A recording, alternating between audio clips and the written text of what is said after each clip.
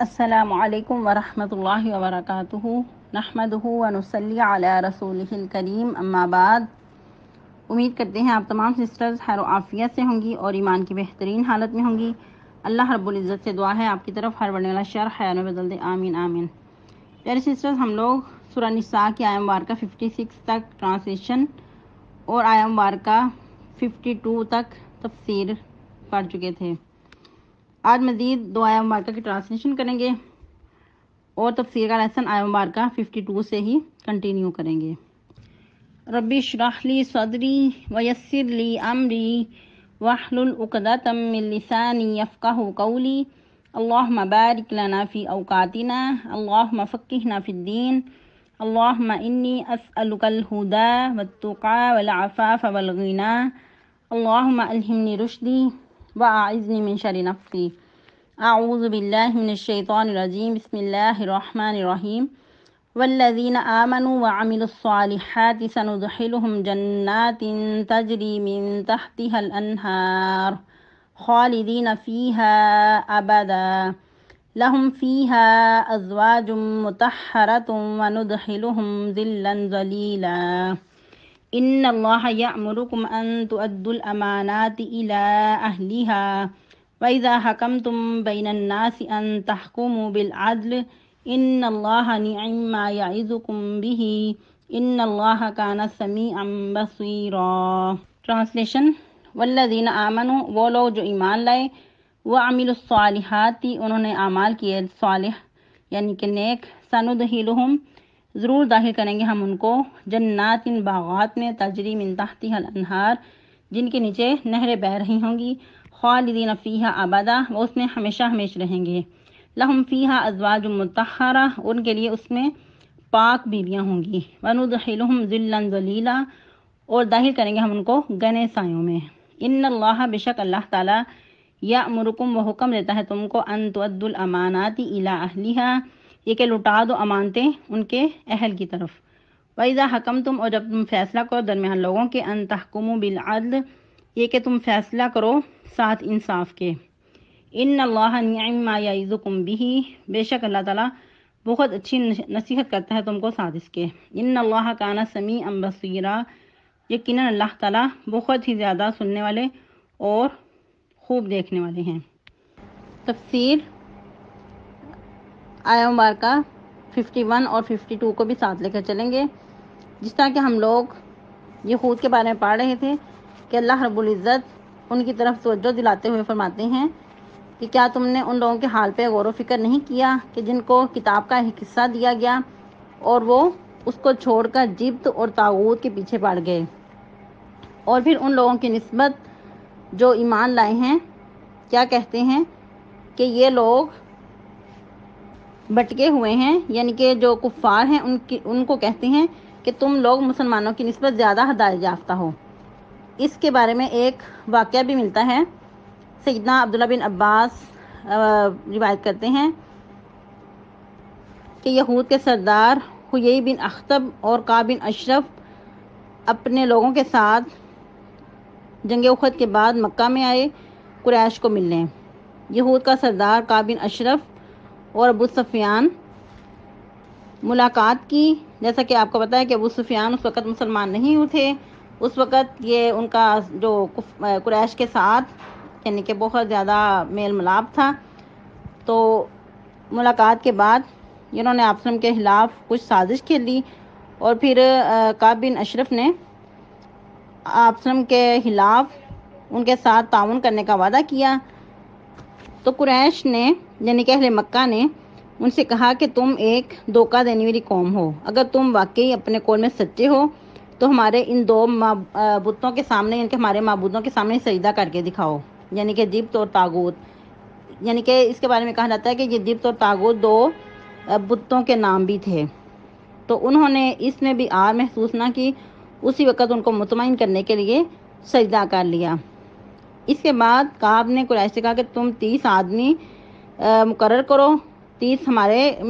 ہم لوگوں میں سے اور 30 تمہارے لوگوں میں سے، یعنی کہ ان کو لاؤ، تاکہ رب کعبہ کے سامنے اس چیز کا وعدہ کریں کہ ہم سب مل کر نبی صلی اللہ علیہ وسلم کے خلاف نعوذ باللہ استغفر اللہ کہ ان کے خلاف جنگ کریں گے اور اپنی داغ ان پہ بٹھائیں گے۔ پھر کہا جاتا ہے کہ کعب کو اس کی تجویز بہت پسند آئی۔ اس طرح انہوں نے مسلمانوں کے خلاف ایک سازش کھیلی، ایک محاذ آرائی کرنے کا وعدہ کیا۔ تو اس کے بعد ابو سفیان نے کعب بن اشرف سے کہا کہ تمہارے پاس کتاب ہے، تم بہت بڑے یعنی کہ علماء میں تمہارا شمار ہوتا ہے، تو تم ہمارے بارے میں ذرا بتاؤ کہ ہم کیسے لوگ ہیں، یعنی کہ ہم بہتر ہیں یا کہ محمد صلی اللہ علیہ وسلم بہتر ہیں، کیونکہ ہم لوگ حج بھی کرتے ہیں، اونٹ بھی ذبح کرتے ہیں، اور بہت ساری اپنے بارے میں جو وہ کام کرتے تھے بتایا کہ ہم یہ بھی کرتے ہیں۔ جیسے کہ آپ لوگوں کو پتہ ہے کہ عرب کے لوگ بہت زیادہ سخی تھے، سخاوت بہت کرتے تھے، لیکن اللہ رب العزت نے فرمایا کہ شرک کے ہوتے ہوئے ان کے سب اعمال حقارت ہیں، شرک کے ہوتے ہوئے کوئی بھی عمل قابل قبول نہیں ہے۔ اور پھر اس نے یہ بھی کہا کہ نبی صلی اللہ علیہ وسلم نے تو اپنا آبائی دین بھی چھوڑ دیا ہے، اپنے رشتہ داروں کو بھی چھوڑ دیا ہے، اور ایک نیا دین لے کر چل پڑے ہیں۔ تو اب بتاؤ، تم فیصلہ کرو کہ حق پر کون ہے، کیونکہ ہم مہمان نواز بھی بہت ہیں، ہم رشتہ داروں کے ساتھ اچھے دن کے ہمارے تعلقات ہیں۔ تو اس وقت پھر اس نے کیا کہا کہ واقعی تم لوگ حق پہ ہو، تم لوگ ان لوگوں سے افضل ہو، تم زیادہ بہتر ہو۔ نعوذ باللہ استغفر اللہ، کہ اس نے فیصلہ کرتے ہوئے یہ بھی نہیں دیکھا کہ نبی رحمت صلی اللہ علیہ وسلم جو آخری پیغمبر الزماں ہیں، جن کے بارے میں ان کی کتابوں میں واضح احکامات موجود ہیں، ان کی واضح نشانیاں موجود ہیں، اور یہ بھی ان سے عہد لیا گیا کہ جب وہ آئیں تو تم نے ان پہ ایمان لانا ہے، تم نے ان کی مدد کرنی ہے، ان کے ساتھ تعاون کرنا ہے، ان کو قوت دینی ہے۔ تو یہ سب کچھ جاننے کے باوجود بھی اس طرح کی ہٹ درمیاں کر کے مقصد کیا تھا؟ حسد کا شکار اور اپنی برتری جتانا۔ تو منہ پہ کہہ دیا کہ تم لوگ زیادہ بہتر ہو ان لوگوں سے۔ تو اس پہ یہ آیا مبارکہ اللہ رب العزت نے نازل کی کہ ان لوگوں کا یہ حال ہے، تو ایسے لوگ پھر اللہ کے نزدیک ملعون قرار پائے۔ اس میں ایک بہت عمدہ اصول ہمیں ملتا ہے، جیسا کہ آپ لوگوں نے بھی بتایا کہ جن پہ اللہ رب العزت کی طرف سے لعنت ہے وہ یعنی کہ آپ نے 10 لوگ بتائے، لیکن اس کے علاوہ بھی بہت سارے لوگ ہیں، بہت سارے یعنی کہ ایسے لوگ ہیں کہ جن پہ اللہ تعالیٰ کی لعنت ہے، اللہ تعالیٰ کے لعنت کے مستحق ہیں۔ تو اس میں ہم سب کو اپنا جائزہ لینا ہوگا کہ کہیں ہم ایسا کام تو نہیں کرتے، کسی ایسے گناہ کے مرتکب تو نہیں کہ جو اللہ تعالیٰ کے لعنت کے ہم مستحق ہو جائیں۔ ہم سب کو اپنا جائزہ لینا ہوگا، کسی دوسرے پہ یہ فتویٰ نہیں جاری کرنا ہوگا کہ وہ فلاں شخص لعنتی ہے، کیونکہ اس کے بارے میں بہت سخت وعید ہے۔ نبی صلی اللہ علیہ وسلم نے کیا فرمایا مفہوم حدیث کہ جو شخص کسی پہ لعنت کرتا ہے، اگر وہ لعنت کا مستحق نہیں ہے تو لعنت اوپر جاتی ہے، پھر نیچے آتی ہے اور اس کے ارد گرد گھومتی ہے۔ اگر وہ شخص جس پہ لعنت کی گئی ہے وہ مستحق نہیں ہے تو لعنت پھر لعنت کرنے والے پہ لوٹ آتی ہے، استغفر اللہ، یعنی کہ انسان جو کہنے والا ہے پھر وہ اس کا خود شکار ہو جاتا ہے۔ تو اور بھی اس میں حدیث ہے، نبی صلی اللہ علیہ وسلم نے کیا فرمایا کہ مومن لعنت ملامت کرنے والا نہیں ہوتا، نہ وہ بس زبان ہوتا ہے۔ تو اس لیے ہمیں چاہیے کہ اس قسم سے لعن طعن کرنے سے، گالی گلوچ کرنے سے بہت ہی زیادہ پرہیز کریں۔ کچھ لوگ بہت دیندار ہونے کے باوجود بھی دوسروں کو لعن طعن کرتے رہتے ہیں، باقاعدہ یہ الفاظ کہہ رہتے ہیں کہ تم لعنتی ہو۔ تو اگر کسی کی ایسی عادت ہے تو اس کو تائب توبہ کر لینی چاہیے۔ نیکسٹ اللہ رب العزت کیا فرما رہے ہیں کہ جس پہ اللہ تعالیٰ لعنت کر دیں اس کے لیے تم کوئی بھی مددگار نہیں پاؤ گے، استغفر اللہ۔ تو اس میں اور بھی ہم کچھ اپنا جائزہ لیں گے، جیسا کہ کچھ ایسے عمل ہیں کہ جو انسان بہت چھوٹے محسوس کرتا ہے لیکن اللہ کی نظر میں بہت بڑے ہیں، جس طرح کہ آج کل فیشن کا دور ہے اور ہر دوسری جو خواتین میں سے بہت بوڑھی بھی نظر آتی ہیں تو اس سے باز نہیں آتی کہ پلکنگ جو کرتی ہیں، حالانکہ نبی صلی اللہ علیہ وسلم نے ایسی عورتوں پہ لعنت کی ہے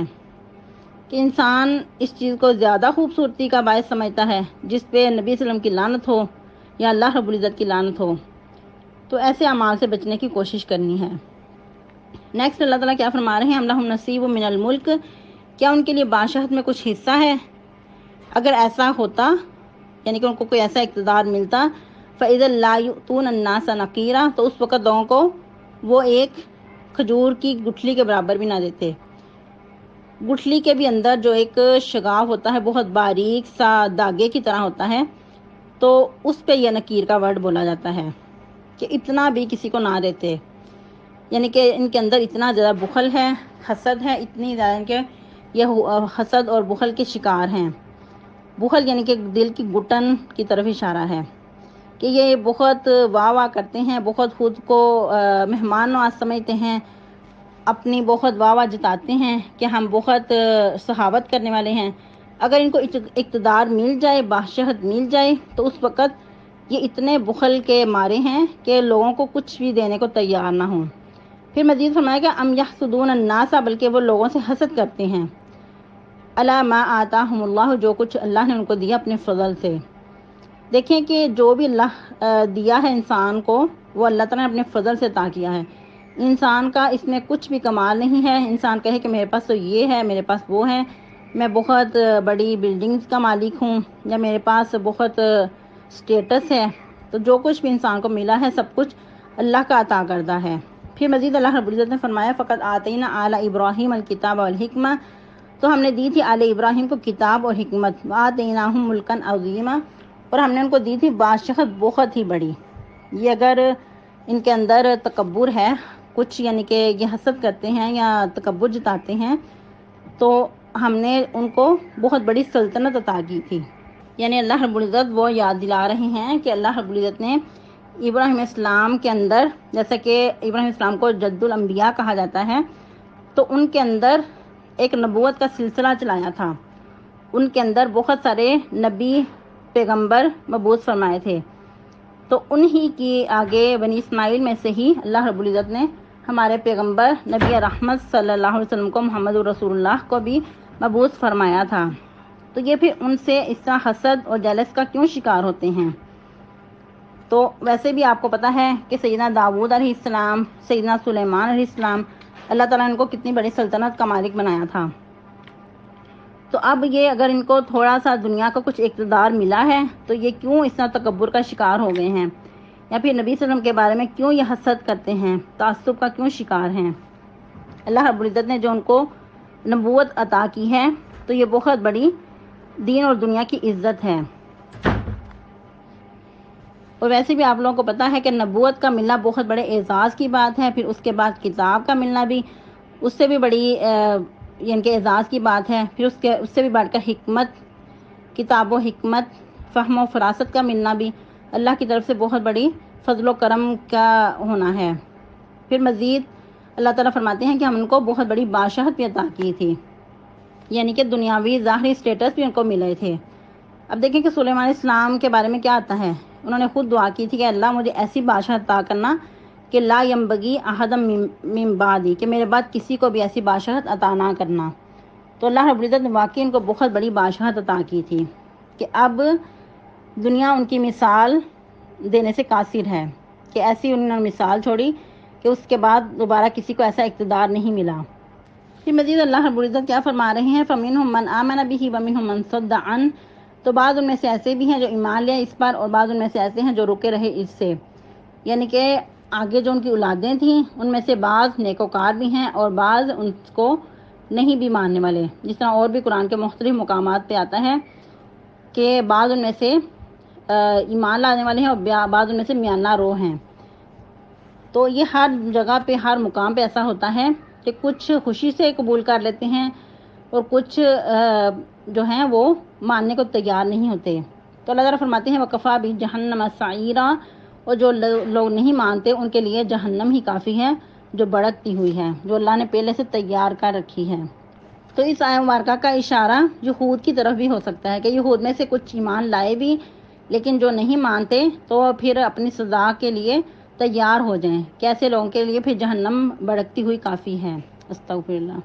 اللہم اجرنا من النار۔ پھر مزید اللہ تعالیٰ فرما رہے ہیں ان الذین کفروا بآیاتنا سوف نصلیہم نارا، بے شک وہ لوگ جنہوں نے انکار کر دیا، سرے سے ہی ماننا ہی نہیں، ہماری آیات کا کھلا انکار کیا، ضرور ہم انہیں داخل کریں گے آگ میں۔ کلما نضجت جلودہم، جب کبھی بجھنے لگیں گے یا ٹھنڈے پڑ جائیں گے ان کے چمڑے، بدلناہم جلودا غیرہا، ہم بدل ڈالیں گے ان کے چمڑے اس کے علاوہ تاکہ چکھیں وہ عذاب، یعنی کہ مزید عذاب میں اضافہ ہو۔ ان اللہ کان عزیزا حکیما، یقینا اللہ تعالیٰ بہت ہی زیادہ غالب اور بہت زیادہ حکمت والا ہے، یعنی کہ اللہ تعالیٰ غالب بھی ہے، اللہ تعالیٰ زبردست بھی ہیں، اور اللہ تعالیٰ کے تمام فیصلے حکمت پر مبنی ہیں۔ اور دیکھیں یہ بہت ہی سخت آیت ہے کہ انسان دنیا پہ اگر انسان کو کوئی سزا دی جائے، سخت سے سخت سزا بھی ملے، تو آخر کار کیا ہے کہ انسان کو موت آ جاتی ہے، لیکن وہاں سزا کا یہ عالم ہوگا کہ موت نہیں آئے گی۔ دکھنے کو یہی ہوگا کہ موت آئی، لیکن موت نہیں آئے گی، بلکہ مزید اللہ رب العزت عذاب میں اضافہ کرتے جائیں گے، اور جہنمیوں کے جو جسامتیں ہیں ان کو مزید بڑھا دیا جائے گا تاکہ ان کو زیادہ سزا پہنچے۔ اور جیسا کہ پہلے بھی آپ کو بتایا گیا بارہا کہ کافر کی جو داڑھ ہے وہ احد پہاڑ کے برابر کر دی جائے گی،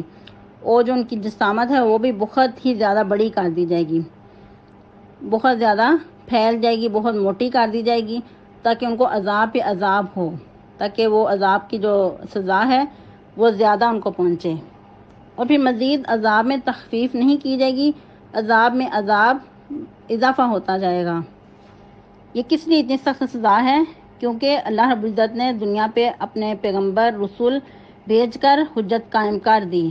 جب انسان ماننے کو تیار نہیں ہوتا، ڈٹائی سے کفر و شرک کی طرف آتا ہے، تو پھر اللہ رب العزت نے اتنی سخت سزا کی وعی سنا دی کہ ہو سکتا ہے انسان دنیا پہ ہی ان کو سن کر سمجھ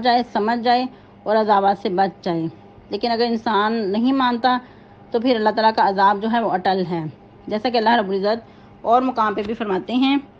اسی پارے کے ہی لاسٹ پہ، ما یفعل اللہ بعذابکم ان شکرتم وآمنتم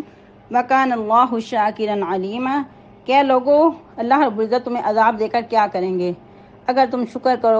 کرو گے اور ایمان لاؤ گے، اور اللہ تعالیٰ تو بہت ہی زیادہ قدردان اور بہت زیادہ جاننے والے ہیں، اللہ کے علم میں سب کچھ ہے کہ تم کیا کر رہے ہو۔ لیکن جب انسان مانتے نہیں، انسان اللہ کے بندے نہیں بنتے، عباد الرحمن سے ہٹ کر چلتے ہیں، تو پھر اللہ رب العزت کا عذاب اٹل ہے، اللہ کی جو سزا ہے، وعید ہے، وہ انسان کے لیے حق ہو جاتی ہے۔ اللہ رب العزت سے دعا ہے کہ اللہ رب العزت ایسے عذابات سے بچا کے رکھے اور ہمیں دنیا پہ ہی سنورنے کی اور سمجھنے کی توفیق عطا فرمائے، آمین۔ سبحانک اللہم ربنا و بحمدک نشہد ان لا الہ الا انت نستغفرک و نتوب الیک۔ کل فرائیڈے ہے تو آپ لوگوں کو چھٹی نہیں ہوگی، لیسن انشاءاللہ تفسیر کا ارسال کیا جائے گا، آپ لوگوں نے بہت اچھے سے یاد کرنا ہے اور سنانا بھی ہے، اور فرائیڈے کو بھی آپ لوگوں نے بہت سنجیدگی کے ساتھ لیسن کو یاد کرنا ہے اور ٹائم پہ سنانا ہے۔ والسلام علیکم ورحمۃ اللہ۔